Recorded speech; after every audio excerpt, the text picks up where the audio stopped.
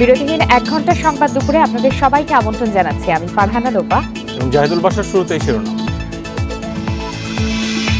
স্বাধীনতার সুবর্ণ জয়ন্তীতে দেশের প্রতিটি ঘর আলোকিত হয়েছে। পায়রা তাপবিদ্যুৎ কেন্দ্র উদ্বোধন শেষে বললেন প্রধানমন্ত্রী।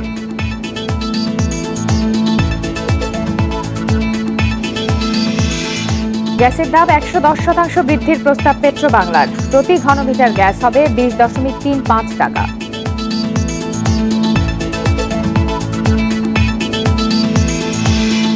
মানিকগঞ্জের শিবালয় স্কুলের ভেতরে ঠিকাদারি প্রতিষ্ঠানের গাড়ি চাপা, শিক্ষক শিক্ষার্থীর মৃত্যু।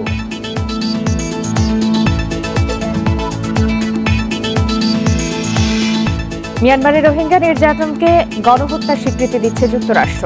আজ আনুষ্ঠানিক ঘোষণা।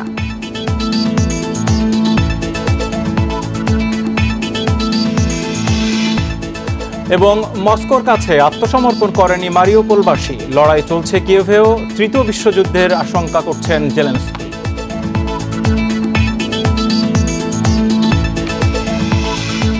এবার পুরো খবর।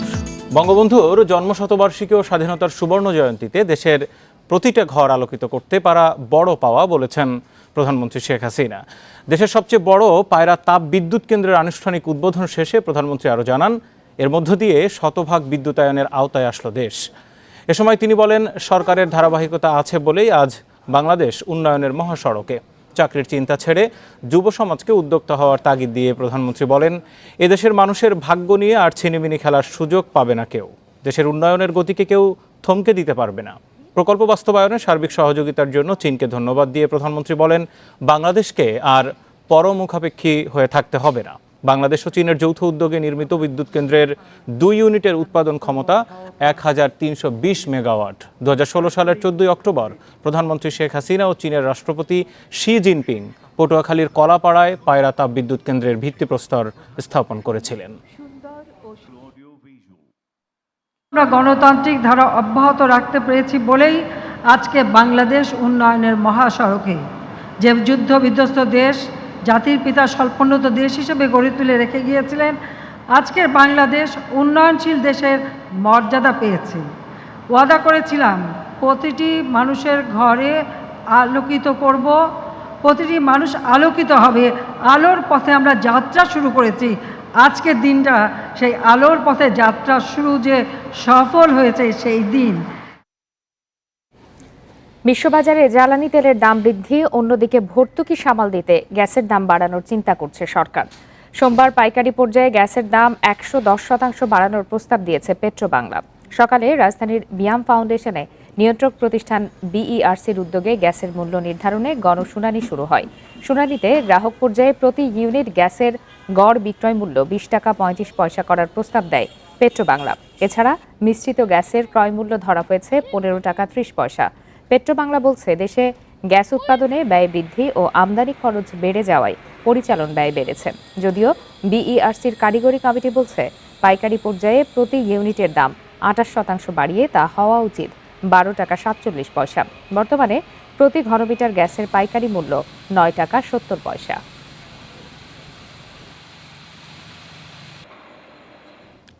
মানিকগঞ্জের শিবালয়ে আব্দুল জলিল মেমোরিয়াল স্কুলে ঠিকাদারি প্রতিষ্ঠানের মিনি ট্রাক চাপায় এক শিক্ষক ও এক শিক্ষার্থী নিহত হয়েছেন। আহত হয়েছেন আরও 6 শিক্ষার্থী। বেলা 11:15টার দিকে উপজেলার টেপড়া এলাকার 10চিড়া এলাকায় এই দুর্ঘটনা ঘটে। নিহতরা হলেন আব্দুল আলিম মেমোরিয়াল স্কুলের শিক্ষিকা ফাতেমা আক্তার ও শিক্ষার্থী জাজারিন তাসনিম। শিবালয় থানার ভারপ্রাপ্ত কর্মকর্তা শাহিনুর রহমান জানান, এনডিই নামের ঠিকাদারি কোম্পানির মিনি ট্রাকটি স্কুল প্রাঙ্গণে রাখা ছিল। সকালে ট্রাকটি বের করার সময় নিয়ন্ত্রণ হারিয়ে শিক্ষকসহ বেশ কয়েকজনকে চাপা দেয়। আহতদের উদ্ধার করে শিবালয় উপজেলা স্বাস্থ্য কমপ্লেক্সে নেওয়া হলে চিকিৎসক 2 জনকে মৃত বলে ঘোষণা করেন। আহতদের বিভিন্ন হাসপাতালে চিকিৎসা দেওয়া হচ্ছে। ঘটনার পর পালিয়ে গেছে চালক ও হেল্পার। আব্দুল আলিম মেমোরিয়াল স্কুলের ভিতরে একটি ট্রাক, মিনি ট্রাক, সর্বজনপদের মিনি ট্রাক ভাড়া দেওয়া ছিল। সেই মিনি ট্রাকটি বের করার সময় আমার ধারণা সম্ভবত ওয়ান গিয়ারে তারা ট্রাকটি স্টার্ট দিয়ে দেয়। স্টার্ট দিলে ট্রাকটা গ্যাসটার হওয়ার সঙ্গে সঙ্গে সামনের দিকে মুভ করে কিছু সামনেই স্কুলের শিক্ষার্থী এবং ছাত্রছাত্রীরা বসা ছিল, তাদের উপর যে আঘাত হানলে সেখানে ওই আঘাতের ফলে একজন শিক্ষিকা এবং একজন ছাত্রী মারা গেছেন। সহকর্মী মঞ্জুর রহমান এই মুহূর্তে মানিকগঞ্জ থেকে সরাসরি আমার সাথে যুক্ত আছেন। মঞ্জুর, কোনো সড়ক দুর্ঘটনা কিন্তু এটি নয়। শিক্ষক শিক্ষার্থীদের সবচেয়ে পরিচিত, সবচেয়ে নিরাপদ স্থান, তার সেই শিক্ষা প্রতিষ্ঠানের ভেতরেই চাপা দেওয়া হলো দুজনকে। এখন ওই এলাকার পরিস্থিতি কি? আর যে দুজন সবচেয়ে বড় অভিযুক্ত চালক আর হেল্পার, তারা তো পালিয়ে গেছেন বলে আমরা খবর দিচ্ছি, তাদের গ্রেপ্তারের কত দূর কি? না, এখন পর্যন্ত ওই স্কুলের কোনো শিক্ষককেই গ্রেপ্তার বা আটক করতে পারেনি পুলিশ। আমরা যেটা দেখেছি, এই ঘটনার পর থেকেই কিন্তু এই স্কুলের যে শিক্ষকরা আছেন তারা কিন্তু পালিয়ে গেছেন। বাসার আমি এই মুহূর্তে আছি যে এই মর্মান্তিক দুর্ঘটনায় যে মারা গেছেন একজন শিক্ষিকা, তার নাম নাসরিন, অর্থাৎ ওনার বাড়িতে আমরা আছি। বাড়িতে এখন শোকের মাতম চলছে। আর আপনাকে আরেকটি বিষয় বলি যে আপনি জানেন দীর্ঘদিন করোনার কারণে কিন্তু স্কুল কলেজ যেগুলো বন্ধ ছিলেন, বন্ধ থাকার পরে স্কুল খুলেছেন এবং খোলার পরে কিন্তু শিক্ষক শিক্ষার্থীদের মধ্যে এক ধরনের যাবো এবং পরে তারা এই বাইরে তারা এই স্কুলের মানে মাঠেই তারা একটি দোকান ছিল, সেই দোকান থেকে তারা কিছু কিনে খাচ্ছিল। এখানে এই স্কুলের ভিতরে কিন্তু এই শিক্ষকরা অবৈধভাবে যে ট্রাকটি তাদেরকে চাপা দিয়েছে, সেই ট্রাকটি তারা ভাড়া দিয়েছিল এবং এই মাঠে রাখার জন্য। আমরা যেটা দেখেছি যে এই ভাড়া দেওয়ার কারণে ওইখানে অন গিয়ারে এই ড্রাইভার এই করেছে, এই গাড়িটা চালু করেছে এবং কোনো নিয়ন্ত্রণ না রাখতে পারার কারণে এই শিক্ষিকা সহ এই শিক্ষার্থী মারা গেছেন। আমি কিছুক্ষণ আগে আমি গিয়েছিলাম এই হাসপাতালে, সেখানে আমরা যেটা দেখেছি যে এই শিক্ষার্থীর যে অভিভাবকরা তারা কিন্তু খুবই মানে মর্মাহত এবং আহতদের অবস্থাও কিন্তু খুবই খারাপ। আর আপনি আমার সামনে দেখতে পাচ্ছেন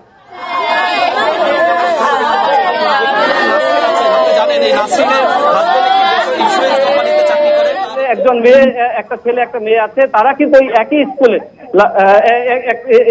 ওই একই স্কুলে পড়াশোনা করে এবং এইখানে যেটা এই নিহতের যে পরিবার, তারা আসলে খুবই চিন্তিত আছেন যে আসলে এই বাচ্চাদের এখন আসলে মানুষটা করবে কে। কারণ এই যে নাসরিন, এই কিন্তু এই তার বাচ্চাদের ওই স্কুলে পড়াশোনা করাতেন এবং সংসারের কাজকর্ম করাতেন। এবং আমরা যেটা দেখেছি যে আপনাকে একটা বিষয় জানিয়ে রাখি যে এই স্কুলে কিন্তু প্রায় 450 মানে শিক্ষার্থী আছেন এবং 450 শিক্ষার্থী এবং আরেকটি জিনিস দেখেছি যে এখানে প্রায় 10-15 জন শিক্ষক কিন্তু ওই স্কুলে আছেন এবং পুলিশ আমাদেরকে যেটা জানিয়েছেন, আমরা মোহাম্মদ শাহিন। মঞ্জুর, আপনি যেমনটা বলছিলেন আমরাও দেখছিলাম, তারা গিয়েছিলেন ক্লাস নিতে, ক্লাস করতে বাড়ি ফিরলেন লাশ হয়ে। স্থানীয়দের ক্ষোভ, স্থানীয়দের যে কান্না আবেগ আমরা সেটি দেখছি। একটু জানতে চাই, স্কুল প্রাঙ্গণে এই যে অবৈধভাবে একটা ট্রাক বা পিকআপের জায়গা ভাড়া দেওয়া হলো, সেখানে রাখার অনুমতি দেওয়া হলো, সেটা কে দিলেন? এই অভিযুক্ত ব্যক্তি কে? আর তার ব্যাপারে ব্যবস্থা কি নেওয়া হবে এখন?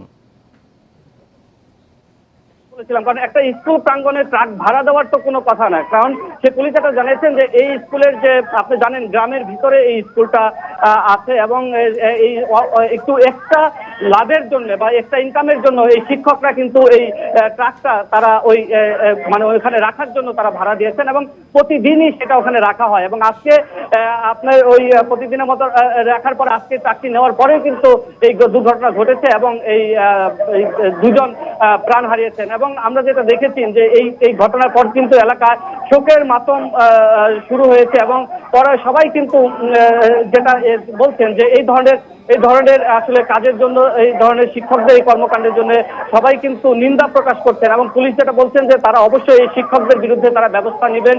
আর ক্ষতিগ্রস্তদের বিষয়ে যদি কোনো আর্থিক সহযোগিতা করা যায় সেটাও তারা চিন্তা করছেন। তো সব মিলে বাসার এই ছিল আমার কাছে সর্বশেষ খবর। জি, মঞ্জুর রহমান, আপনাকে অনেক ধন্যবাদ। মানিকগঞ্জ থেকে জানাচ্ছেন আমাদের সহকর্মী মঞ্জুর। এদিকে চট্টগ্রামের লোহাগাড়ায় ট্রাক ও প্রাইভেট কারের সংঘর্ষে 5 জন নিহত হয়েছেন। ভোর 5টার দিকে চট্টগ্রাম কক্সবাজার মহাসড়কের আধুনগরে এই দুর্ঘটনা ঘটে। পুলিশ জানায়, কক্সবাজারগামী প্রাইভেট কারের সঙ্গে বিপরীত দিক থেকে আসা ট্রাকের মুখোমুখি সংঘর্ষ হয়। এতে ঘটনাস্থলে নিহত হন 4 জন। গুরুতর আহত একজনকে উদ্ধার করে চট্টগ্রাম মেডিকেল কলেজ হাসপাতালে নেওয়া হলে মারা যান তিনিও। নিহতদের মধ্যে হারুন নামে একজনের পরিচয় জানা গেছে। এদিকে নিহতদের মরদেহ উদ্ধার করে প্রথমে লোহাগাড়া মা-মণি হাসপাতালে রাখা হয়, পরে ময়নাতদন্তের জন্য পাঠানো হয় চট্টগ্রাম মেডিকেল কলেজ হাসপাতালে।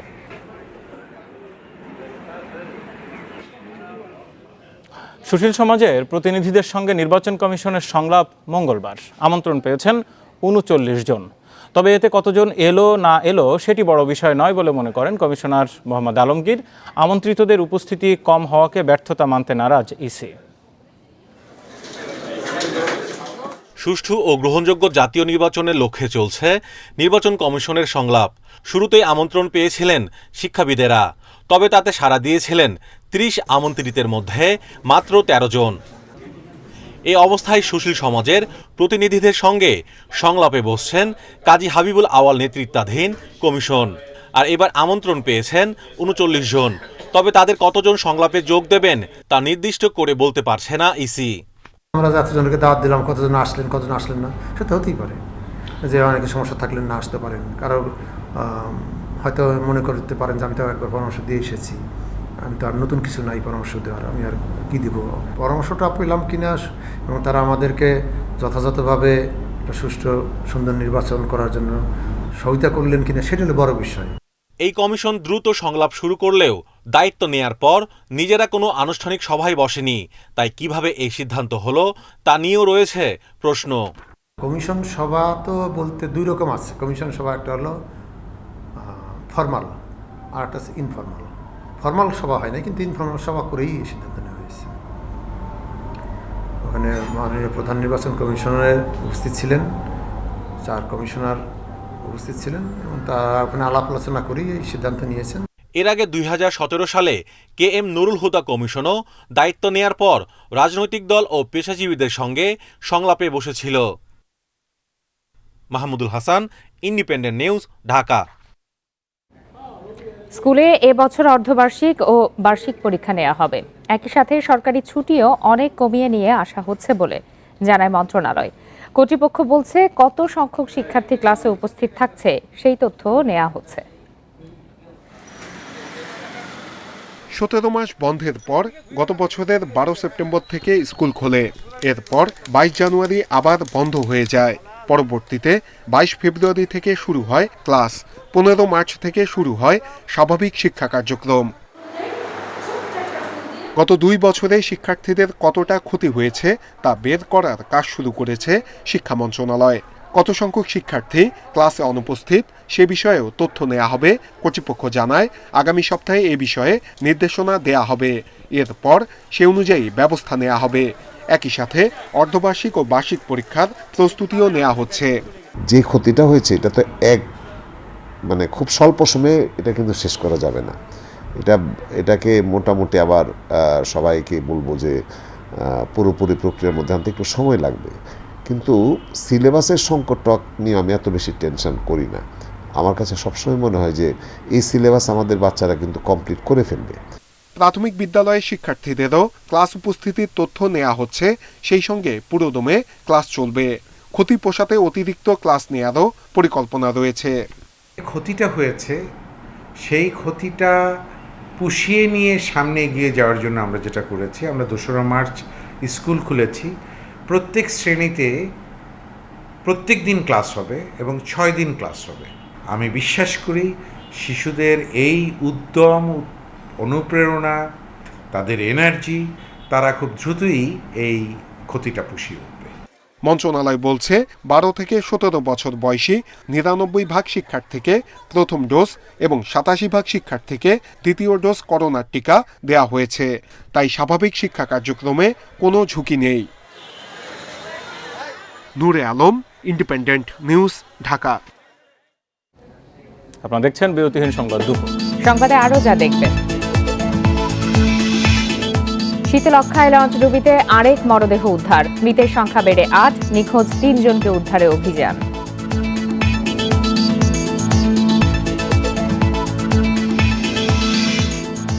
সেঞ্চুরিয়নে সিরিজ জয়ের স্বপ্ন দেখছেন তামিম। আবারও দলগত নৈপুণ্যের আশায় অধিনায়ক।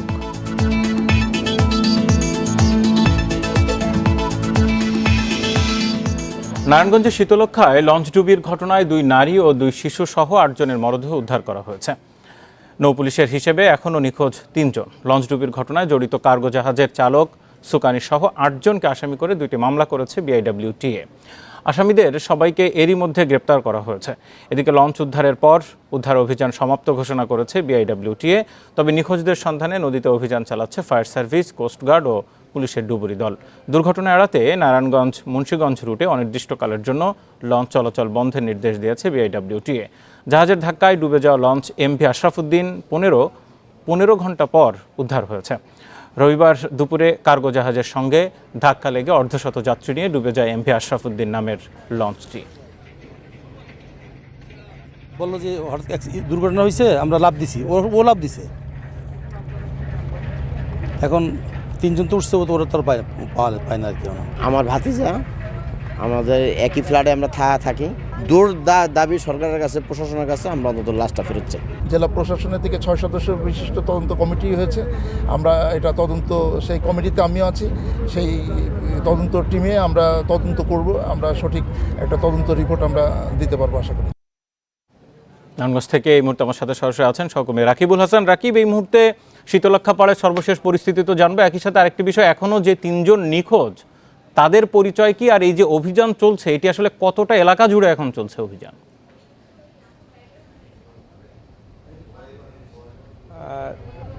শীতলক্ষ্যা নদীতে এই নৌকা লঞ্চ দুর্ঘটনার ঘটনার পরবর্তীতে কিন্তু সকাল থেকে তারা যে উদ্ধার অভিযান চালাচ্ছেন, এখন পর্যন্ত কিন্তু 2 জন মৃতদেহ উদ্ধার করা হয়েছে। সর্বমোট 8 জনের মৃতদেহ উদ্ধার করা হলো। তো আমি একটু দেখাতে চাই যে আপনি যে বিষয়টি জানতে চেয়েছেন যে শীতলক্ষ্যা নদীর কোন এলাকা পর্যন্ত তারা অভিযান করছে।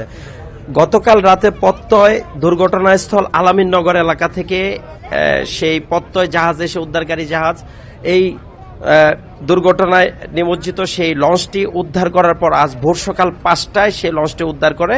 এরপর থেকে কিন্তু বিআইডব্লিউটিএ তাদের যে অভিযানটি ছিল সেটা উদ্ধার অভিযান তারা করে অব্যাহতি দেয়। এর পরবর্তীতে কিন্তু এই মরদেহগুলি উদ্ধারের জন্য তাদের যেই বিআইডব্লিউটিএ, কোস্টগার্ড এবং নৌবাহিনীর সমন্বয়ে তারা যেই কাজ করছেন, এটা কিন্তু শীতলক্ষ্যা নদীর 3 কিলোমিটার এলাকা জুড়ে তারা তল্লাশি চালাচ্ছেন যে কোনো মৃতদেহ এখানে পাওয়া যায় কিনা। তো এর মধ্যে যেই 3 জনের ঠিকানা পরিচয় আপনি জানতে চেয়েছেন, তারা আসলে মুন্সিগঞ্জ এবং নারায়ণগঞ্জের বাসিন্দা। এই 3 জনই এখন পর্যন্ত নিখোঁজ রয়েছেন এবং সকালে আজ 10টার দিকে যেই একজন পুরুষের মৃতদেহ উদ্ধার করা হয়েছে, আমি কিছুক্ষণ আগে ফায়ার সার্ভিসের কর্মকর্তাদের সাথে কথা বলেছি। তারা জানিয়েছে যে এই লাশটি যতদিনের পুরনো মনে হচ্ছে, আসলে এই ঘটনার সাথে সম্পৃক্ত মনে হয়, তাদের কাছে মনে হচ্ছে যে এই ঘটনার সাথে সম্পৃক্ত না। এরই মধ্যে কিন্তু এই লাশটি কেউ শনাক্ত করতে আসেওনি। সেই লাশটি এখন মর্গে আছে। তো অর্থাৎ তারা 7 জন, 8টি লাশ হলেও তারা 7 জনকে তারা আইডেন্টিফাই করতে পেরেছেন এই দুর্ঘটনার কারণে। আর আরেকটি বিষয় যে বিআইডব্লিউটিএ এই দুর্ঘটনার কারণে 8 জনকে আসামি করে তারা পৃথক 2টি মামলা দায়ের করেছে। এবং আপনি জানেন যে গত রাতে এই জাহাজটিকে মুন্সিগঞ্জ এলাকা থেকে উদ্ধার করা হয় এবং এই জাহাজে যে 8 জন লস্কর চালক যারা ছিল সহকারী হেল্পার হিসেবে, এই 8 জনকেই কিন্তু তারা আসামি করেছে এবং তাদের বিরুদ্ধে মামলা দায়ের করেছে। আপনাকে জানিয়ে রাখতে চাই যে আজ দুপুরে জেলা প্রশাসনের যে 7 সদস্যের তদন্ত কমিটি গঠিত, এই তদন্ত কমিটি কিন্তু ঘটনাস্থল তারা পরিদর্শন করেছেন এবং তারা জানিয়েছেন যে প্রাথমিকভাবে তারা একটি আজকে তদন্ত প্রতিবেদন দিবেন এবং পরবর্তীতে তারা পূর্ণাঙ্গ তদন্ত প্রতিবেদন জেলা প্রশাসকের মাধ্যমে তারা সেটা দাখিল করবেন। তো এই ছিল আমার কাছে নারায়ণগঞ্জের শীতলক্ষ্যার পাড় থেকে সর্বশেষ খবর। লঞ্চ ডুবির পর সেখানকার উদ্ধার অভিযানের খবর জানাচ্ছেন আমাদের সহকর্মী। গাজীপুরে বোর্ড বাজারের একটি বাসা থেকে সন্তানসহ এক গৃহবধূর মরদেহ উদ্ধার করা হয়েছে। সকালে পূর্ব কলমেশ্বর এলাকা থেকে মরদেহ 2টি উদ্ধার করে পুলিশ। এ ঘটনায় অভিযুক্ত স্বামী মফিজ পলাতক রয়েছেন। স্থানীয়রা জানান, রিকশা চালক মফিজের 3য় স্ত্রী রহিমা। বেশ কিছুদিন ধরে তাদের মধ্যে ঝগড়া চলছিল। রবিবার সন্ধ্যায়ও রহিমার সাথে ঝগড়া হয় তার। এ সময় তাদের সাথে ছিল রহিমার সৎ ছেলে রোকনও। প্রতিবেশীদের দাবি, রাত 1টার দিকে রহিমা ও রোকনকে কুপিয়ে হত্যার পর ঘরে তালা দিয়ে পালিয়ে যায় মফিজ। পরে পুলিশে খবর দেওয়া হলে তারা ঘটনাস্থল থেকে মরদেহ 2টি উদ্ধার করে ময়না তদন্তের জন্য মর্গে পাঠায়। অভিযুক্ত মফিজকে গ্রেপ্তারে অভিযান চলছে বলে জানিয়েছে পুলিশ। মা এবং ছেলেকে গলা কেটে হত্যা করে তাদের সৎ বাবা পালিয়েছে। পরবর্তীতে খবর পেয়ে পুলিশ ঘটনাস্থলে যেয়ে আমরা ময়নাতদন্তের জন্য পাঠিয়েছি এবং অভিযুক্তকে আটক করার জন্য আমাদের অভিযান অব্যাহত আছে। চুয়াডাঙ্গায় বখাটের উত্ত্যক্তের শিকার হয়ে আত্মহত্যা করেছে এক মাদ্রাসা ছাত্রী। রোববার বিকেলে পৌর এলাকার হকপাড়ায় এই ঘটনা ঘটে। নিহত মাসুমা আক্তার চুয়াডাঙ্গা ফাজিল মাদ্রাসার আলিম শ্রেণীর ছাত্রী ছিলেন। স্বজনরা জানান, গত শুক্রবার সকালে বাবার চায়ের দোকানে বসেছিলেন মাসুমা। এ সময় স্থানীয় আবুল কালাম সেখানে এসে তাকে উত্ত্যক্ত করে। মাসুমা প্রতিবাদ করলে তাকে চড় থাপ্পড় দেওয়া হয়। এই ঘটনার বিচার না হওয়ায় গতকাল বিকেলে আত্মহত্যা করেন মাসুমা। এই ঘটনায় নারী ও শিশু নির্যাতন মামলা দায়ের হয়েছে উল্লেখ করে পুলিশ জানায়, অভিযুক্ত কালামকে গ্রেপ্তারে অভিযান অব্যাহত রয়েছে। দুই চড় মেরে আমার বিটার আরো বলেছে কালাম ও আল্লাহ, তারপর বলেছে অ্যাসিড মারবো, তারপর বিচ্ছিরি গালাগালি ভাষা করেছে। আমার চুনা মরে গেল গো। এই সুইসাইডের পিছনে যে বখাটে কালাম, তার একটা অ্যাবেটমেন্ট রয়েছে, তার একটা প্ররোচনা রয়েছে, যার জন্য আমরা সবচেয়ে শক্ত ধারা নারী ও শিশু নির্যাতন আইন 2006-9 কতে মামলা রুজু করেছি এবং এই বখাটে কালামকে গ্রেপ্তারের অভিযান অব্যাহত আছে।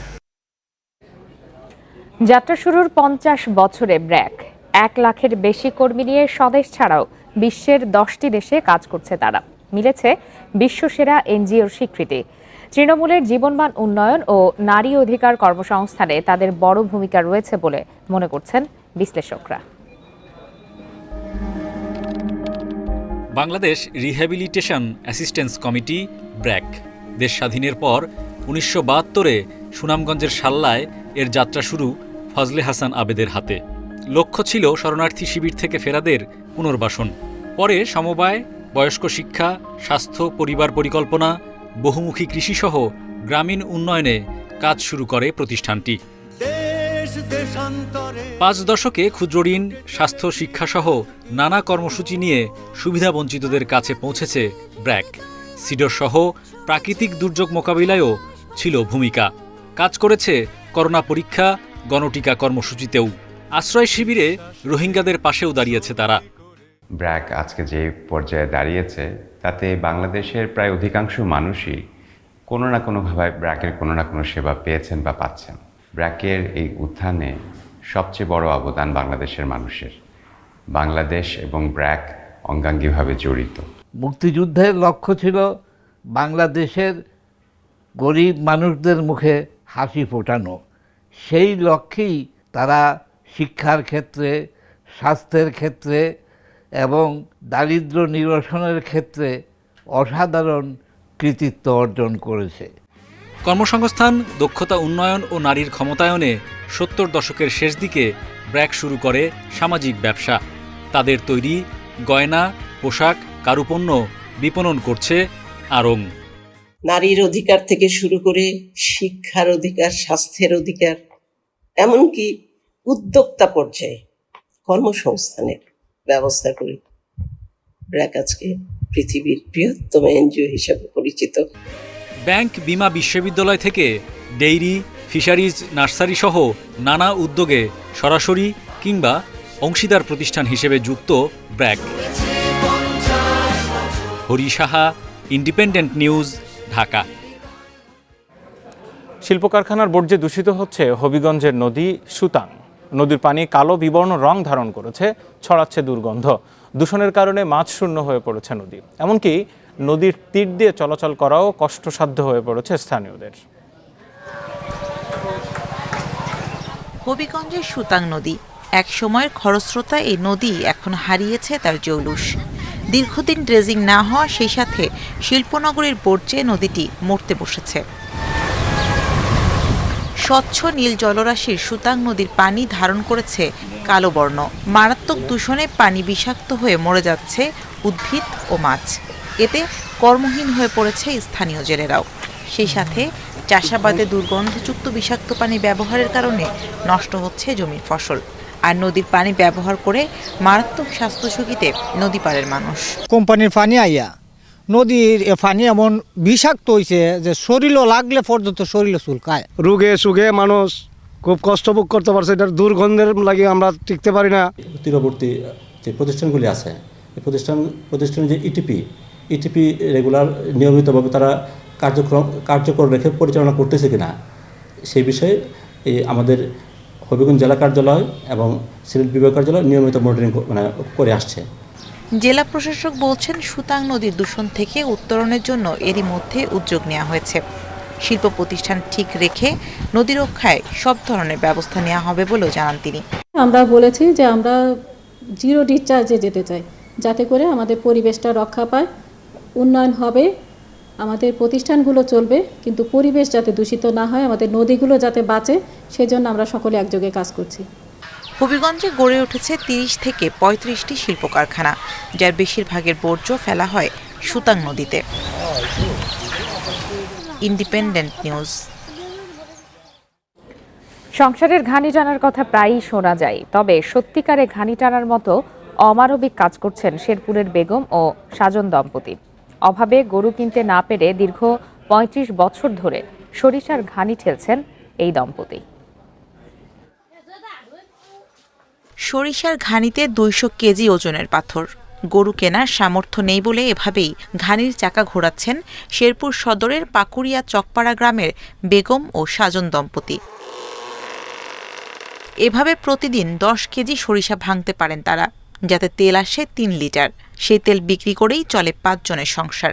ঘানি টানার এই অমানবিক কাজ করছেন তারা 35 বছর ধরে। জন্ম থেকেই আমরা এইগুলা করি। ওখানে নিজে বাইতেছে আমার স্বামীরে নিয়ে, আমার এই গাছ দিয়ে কম চলে।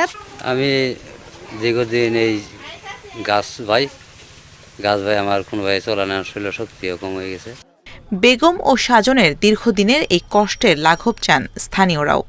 গরু বাছুর নাই, সরকারে যদি ইচ্ছা করে যদি একবারে কিছু দেয়, ঘরটা ঠিক করে দেয়, আর একটা যদি গরু কিনা দেয়। বুকে টানা গাছ বা কয়টাই নাবো, সুকার দুঃখ আছে না, আপনারা যদি একটা গরু দিন খুব একটু সুখে থাকবো।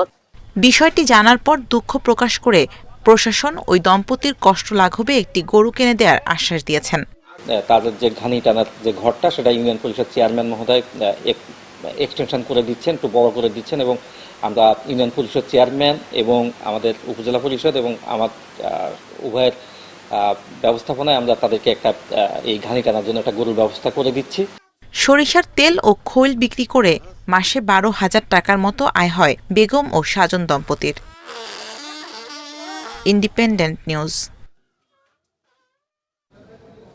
অবশেষে রোহিঙ্গাদের উপর মিয়ানমার সেনাবাহিনীর নিপীড়নকে আনুষ্ঠানিকভাবে গণহত্যা ও মানবতা বিরোধী অপরাধ হিসেবে স্বীকৃতি দিতে যাচ্ছে যুক্তরাষ্ট্র। এ বিষয়ে যথেষ্ট প্রমাণ ওয়াশিংটনের কাছে রয়েছে বলে জানিয়েছেন এক মার্কিন কর্মকর্তা। আজ এ নিয়ে আনুষ্ঠানিক ঘোষণা দেবেন মার্কিন পররাষ্ট্রমন্ত্রী অ্যান্টনি ব্লিংকেন।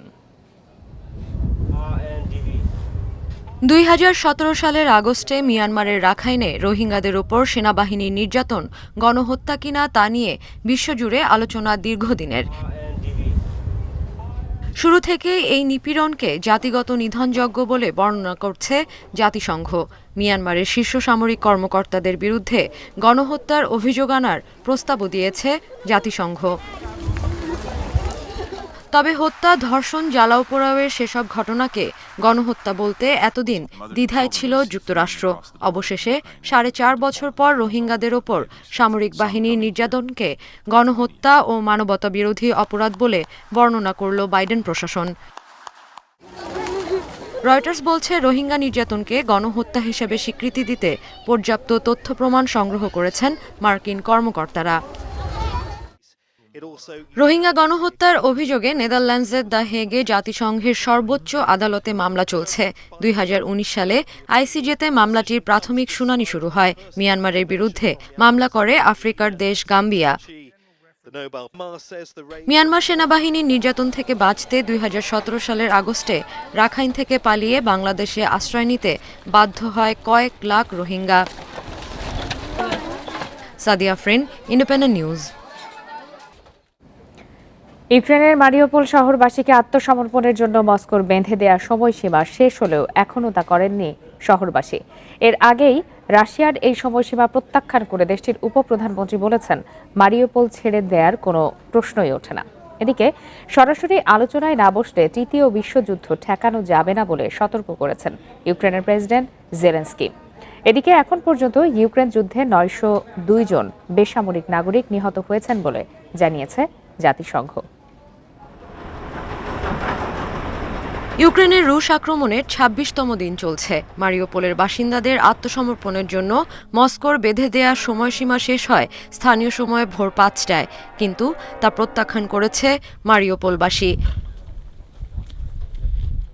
রাশিয়া মারিউপোলে যুদ্ধাপরাধ করেছে বলে অভিযোগ করেছেন ইউক্রেনের প্রেসিডেন্ট ভলোদিমির জেলেনস্কি।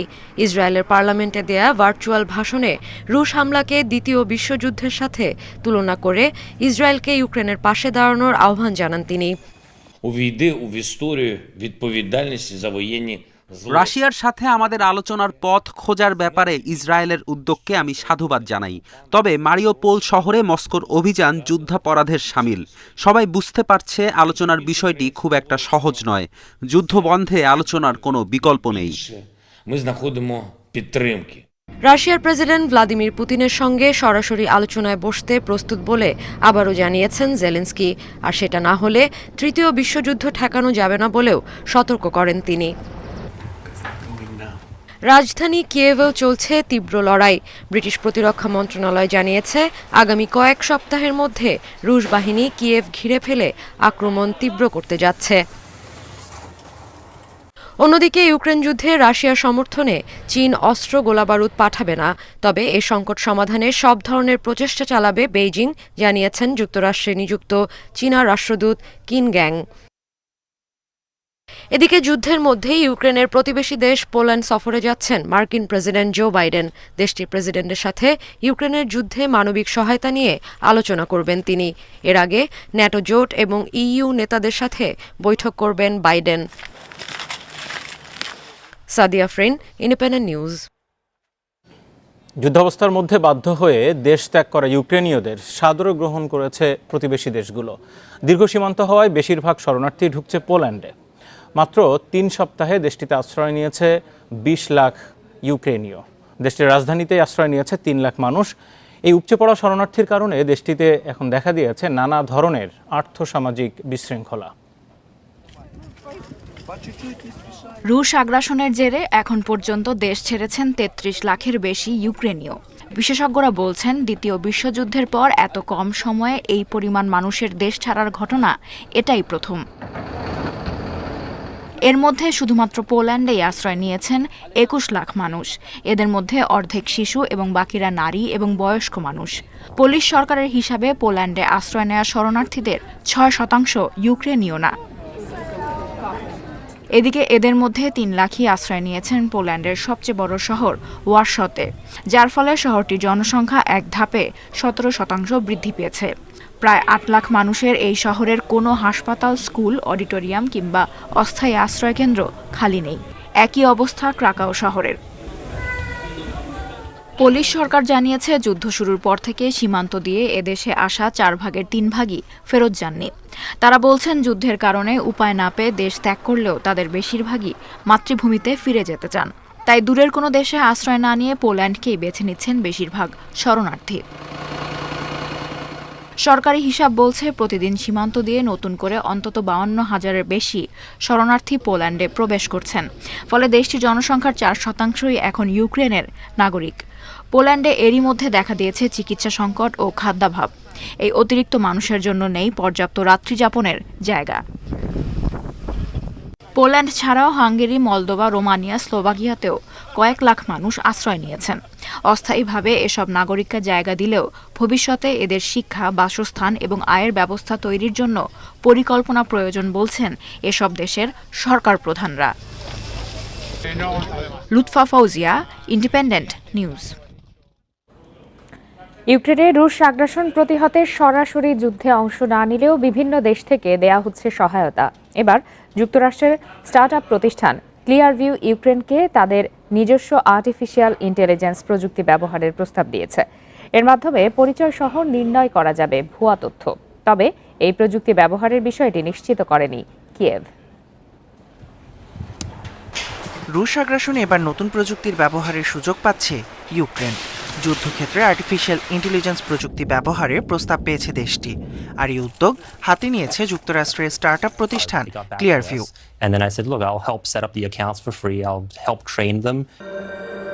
ক্লিয়ারভিউ জানিয়েছে তাদের এই আর্টিফিশিয়াল ইন্টেলিজেন্স রুশ হামলাকারী ও মরদেহের পরিচয় শনাক্ত এবং ভুয়া তথ্য নির্ধারণে কাজ করবে, যা ব্যবহার করা হবে ইউক্রেনের বিভিন্ন চেকপয়েন্ট ও যুদ্ধক্ষেত্রের কাজে। প্রতিষ্ঠানটি তাদের এই প্রযুক্তি বিনামূল্যে ব্যবহার করার সুযোগ দিচ্ছে দেশটিকে। প্রতিষ্ঠানটি বলছে তাদের কাছে কয়েকশো কোটি রুশ নাগরিকের সামাজিক যোগাযোগ মাধ্যম থেকে পাওয়া তথ্য ও ছবি রয়েছে, আর এই প্রযুক্তির মাধ্যমে শরণার্থীরা পরিবার থেকে বিচ্ছিন্ন হয়ে গেলেও আবার স্বজনদের কাছে ফিরে আসতে পারবেন। তবে ইউক্রেনের প্রতিরক্ষা মন্ত্রণালয় এখনও এই ব্যাপারে কিছু জানায়নি। দেশটির আরেক মন্ত্রণালয় ডিজিটাল ট্রান্সফরমেশন জানিয়েছে যুক্তরাষ্ট্র এই প্রযুক্তি ব্যবহার করার বিষয়টি বিবেচনা করা হচ্ছে। Tahmid Abrar, independent news. বিশ্বে করোনায় মোট প্রাণহানি ছাড়িয়েছে ৬১ লাখ। এর মধ্যে একদিনে মারা গেছে ২,৯০৬ জন। নতুন ১১,১৬,০০০-এর বেশি রোগী শনাক্ত নিয়ে এ পর্যন্ত আক্রান্তের সংখ্যা ছাড়িয়েছে ৪৭,১,০০,০০,০০০। ২৪ ঘন্টায় বিশ্বে সর্বোচ্চ ৩,৩৪,০০০-এর বেশি রোগী শনাক্ত হয়েছে দক্ষিণ কোরিয়ায়। মৃত্যু হয়েছে ৩২৭ জনের। দেশটিতে মোট শনাক্তের সংখ্যা ৯৩,৭৩,০০০-এরও বেশি। দক্ষিণ কোরিয়ায় এ পর্যন্ত মারা গেছে ১২,৪২৮ জন। বিশ্বে একদিনে করোনায় সর্বোচ্চ ৪৩৪ জনের মৃত্যু হয়েছে রাশিয়ায়। দেশটিতে নতুন শনাক্ত ৩১,০০০-এরও বেশি। এদিকে করোনার প্রাদুর্ভাব বেড়ে যাওয়ায় চীনে বাড়ানো হয়েছে করোনার পরীক্ষার হার। শুরুর ১০ ওভারে রাবাদা এনগিদিদের ঠিকঠাক সামলাতে পারলেই বড় রান করা সম্ভব বলেছেন তামিম ইকবাল। দ্বিতীয় ম্যাচ জিতে মোমেন্টাম সাউথ আফ্রিকার পক্ষে থাকলেও সেটা নিয়ে চিন্তিত নন টাইগার অধিনায়ক। সেঞ্চুরিয়নে সিরিজ জয়ের স্বপ্ন দেখছেন তামিম, সেজন্য আরও একটি টিম পারফরমেন্সের আশা তাঁর। সেঞ্চুরিয়নে প্রথম ম্যাচে প্রায় ২২ ওভার টিকে ছিল ওপেনিং স্ট্যান্ড। মন্থর হলেও তামিম লিটনের ৯৬ রানের পার্টনারশিপ দেয় শক্ত প্ল্যাটফর্ম। সেখান থেকে বোর্ডে ওঠে ৩১৪। ঠিক উল্টো অবস্থা হলো জোহানেসবার্গে। পিচে অসম বাউন্স আর বারবার তাণ্ডব টাইগারদের নাড়িয়ে দেয় শুরুতে। ৩৪ রানে ৫ উইকেট হারানো দল কি করে ম্যাচে থাকে? আবারও সেঞ্চুরিয়নে ফেরার পালা। সিরিজ ডিসাইডার ওখানেই। মোমেন্টাম হাতছাড়ায় চিন্তিত নন তামিম। প্রোটিয়া ডেরায় সিরিজ জয়ের স্বপ্ন দেখছেন ঠিকই। সেই মিশনে শুরুর ১০ ওভারই মূল চ্যালেঞ্জ বলছেন তামিম। আমরা যদি প্রথম ১০ over if we can handle them well, if we don't give them enough too many wickets, we can definitely score runs against them in the middle. Cricket খেলার প্রত্যেকটা খেলা is a new game, new opportunities, নতুন করে momentum পায় টিমগুলো। So I'm not very worried about that. একটা জিনিস আমি অবশ্যই বলবো যে আমাদের ভালো খেলতে হবে। অভিজ্ঞ মুশফিক ২ ম্যাচে ফ্লপ, আর মাহমুদুল্লাহ বড় ইনিংসের অপেক্ষায় রেখে যাচ্ছেন বারবার। তবে তাদের নিয়ে চিন্তিত নন তামিম। লোয়ার মিডল অর্ডারে আফিফ মিরাজের আশা জাগানিয়া ব্যাটিংয়ে স্বস্তি অধিনায়কের। আমার কাছে মনে হয় রিয়াদ ভাই is a very important part of this ODI team, especially for me. আমি যদি এখন আফিফকে ৬ নিয়ে আসি and then you have to find another number 7. আমরা সবসময় বলতাম যে we need to find a number 6, number 7 যারা আমাদের গেম ফিনিশ করবে or নিচে যায় রান করবে। তো আমার কাছে মনে হয় আফিফ ইজ দ্য রাইট গাই। সিরিজের শেষ ম্যাচ বুধবার। ইতিহাস ডাকছে তামিমের দলকে। দলীয় সমন্বয় প্রোটিয়া বধের গল্প লেখা হবে তো? কঠিন হলেও মোটেও অসম্ভব নয় নিশ্চয়ই। ফেরদৌস ইসলাম, ইন্ডিপেন্ডেন্ট নিউজ। সাউথ আফ্রিকায় পারফর্ম করছেন সাকিব, কিন্তু তার পরিবার অসুস্থ হয়ে হাসপাতালে ভর্তি। সাকিবের মা শিরিন আক্তার হৃদযন্ত্রের রোগে আক্রান্ত হয়ে ভর্তি আছেন এভারকেয়ার হাসপাতালে। একমাত্র ছেলে আইজা ও মেঝো মেয়ে ইরাম নিউমোনিয়া আক্রান্ত। বড় মেয়ে আলাইনা জ্বরে ভুগছেন। সাকিবের শাশুড়িও হাসপাতালে ভর্তি, ক্যান্সারে আক্রান্ত তিনি। মানসিক অবসাদের কারণে শুরুতে সাউথ আফ্রিকায় যেতে চাননি সাকিব। পরিবারের এমন দুরবস্থায় পুরো সফরে সাকিবের খেলা আবারও অনিশ্চিত হয়ে পড়েছে। সাকিব নিয়মিত ঢাকায় যোগাযোগ রাখছেন। পরিস্থিতি বুঝে দেশে ফেরার ব্যাপারে সিদ্ধান্ত নেবেন টাইগার এই অলরাউন্ডার।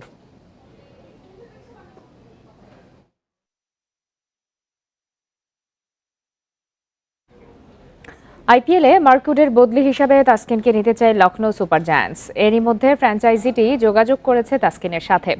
ওয়েস্ট ইন্ডিজের বিপক্ষে টেস্টে কনুয়ে চোট পেয়ে আইপিএল থেকে ছিটকে যান উড। এরপরই ইংলিশ গতি তারকার বিকল্প খুঁজতে থাকে লখনৌ। লখনৌর উপদেষ্টা গৌতম গম্ভীর তাসকিনের আইপিএল খেলার ব্যাপারে যোগাযোগ করেন। পুরো মৌসুমে দলটির হয়ে খেলতে পারবেন কিনা সে ব্যাপারেও জানতে চেয়েছেন। তাসকিনকে দেয়া লখনৌর প্রস্তাবের বিষয়টি বিসিবিও নিশ্চিত করেছেন। সাউথ আফ্রিকায় ওয়ানডের পর টেস্ট সিরিজ খেলবে বাংলাদেশ। দেশের হয়ে তাসকিনের খেলাতে বিসিবি গুরুত্ব দিচ্ছে। সেক্ষেত্রে টাইগার স্পিড স্টারের আইপিএল খেলা হবে কিনা তা এখনো নিশ্চিত নয়। পিয়েরে ওবামিয়াং এর জোড়া গোলে এল ক্লাসিকোতে রিয়াল মাদ্রিদকে 4-0 গোলে বিধ্বস্ত করেছে বার্সেলোনা। টানা 5টি এল ক্লাসিকোতে হারার পর দারুণভাবে ঘুরে দাঁড়ালো কাতালান জায়ান্টরা।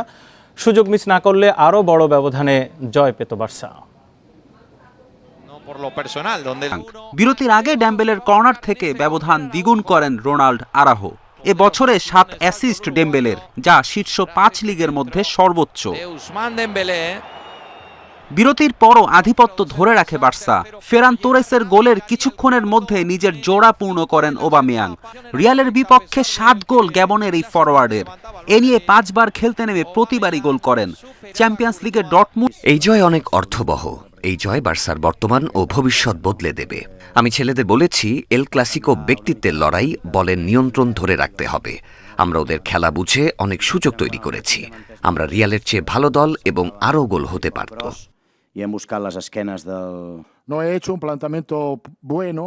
আমার কৌশল ঠিক ছিল না। বার্সেলোনা আমাদের চেয়ে ভালো খেলেছে এবং এই জয় তাদের প্রাপ্য। আমরা ব্যর্থ হয়েছি, এটাই সত্যি। এই হার মেনে নিয়ে সামনে এগিয়ে যেতে হবে। বেনজেমা ও ফারলান মেন্ডির অনুপস্থিতি ভুগিয়েছে ছন্নছাড়া লস ব্লাঙ্কোদের। হারলেও পয়েন্ট টেবিলে রিয়াল মাদ্রিদের শীর্ষ অবস্থান অটুট আছে। নটিংহ্যাম ফরেস্টকে 1-0 গোলে হারিয়ে ইংলিশ এফএ কাপের সেমিফাইনালে উঠল লিভারপুল। আর্সেনাল ও লেস্টারকে হারিয়ে শেষ 8-এ আসে নটিংহ্যাম। ঘরের মাঠে দলটি লিভারপুলের বিপক্ষেও জমজমাট লড়াই উপহার দেয়। দারুণ কিছু সুযোগ তৈরি করে অলরেড শিবিরে ভীতি ছড়ায়, কিন্তু শেষ রক্ষা হয়নি। শেষ দিকে দিয়াগো জোতার গোলে জয় নিয়ে মাঠ ছাড়ে লিভারপুল। আগামী মাসে ওয়েম্বলিতে সেমির লড়াইয়ে ম্যান সিটির চ্যালেঞ্জ নেবে ক্লপের দল। ক্যারাবাও কাপ জয়ের পর চলতি মৌসুমে আরও একটি শিরোপার হাতছানি লিভারপুলের সামনে।